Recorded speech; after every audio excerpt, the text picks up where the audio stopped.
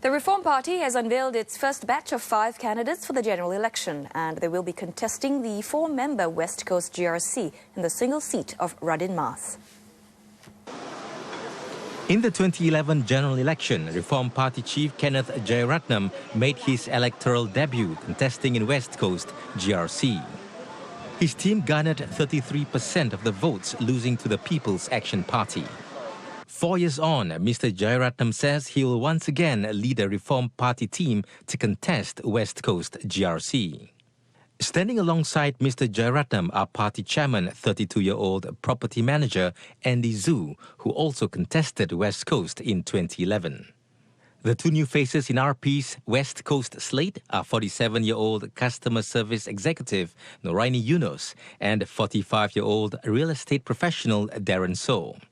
Mr. So, who comes from a low-income family and grew up in a one-room rental flat, says that he wants to champion the plight of less fortunate Singaporeans. I understand the hardship of those people staying in those rental flats and low-income families. I can empathize with them because actually I'm part of them. Okay, so I want to represent them and be the voices in the parliament. Our ministers are mainly parachuted from the armies, from the navies directly. So they are not directly in touch with the ground. They lost touch with the ground. The Reform Party also introduced their candidate for Radin Mas single seat, 46-year-old businessman Kumar Apavu, who was part of RP's West Coast team in 2011. Although he has no experience running a town council, Mr. Kumar claims he has a plan. When you employ Singaporeans, the cost of having them is much more cheaper than having foreigners.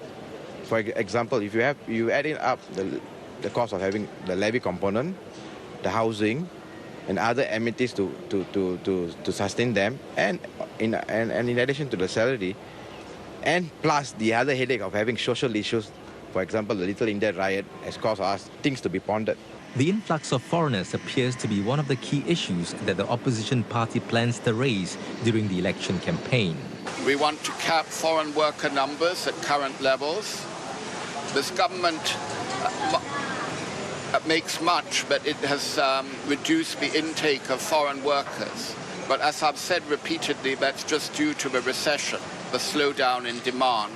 When demand returns, the numbers of foreign workers will increase. Well, Reform Party means what it says. We want to cap the numbers of foreign workers and introduce an auction system so that workers pay for the right to work here.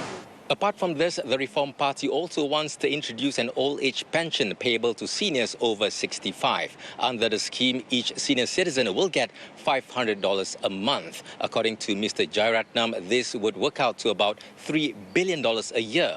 Asked how the opposition party plans to pay for the scheme, Mr. Jeyaretnam said that this ought to come out of the government budget surpluses. The Reform Party says it's still finalizing its full manifesto for the election and will be releasing it soon.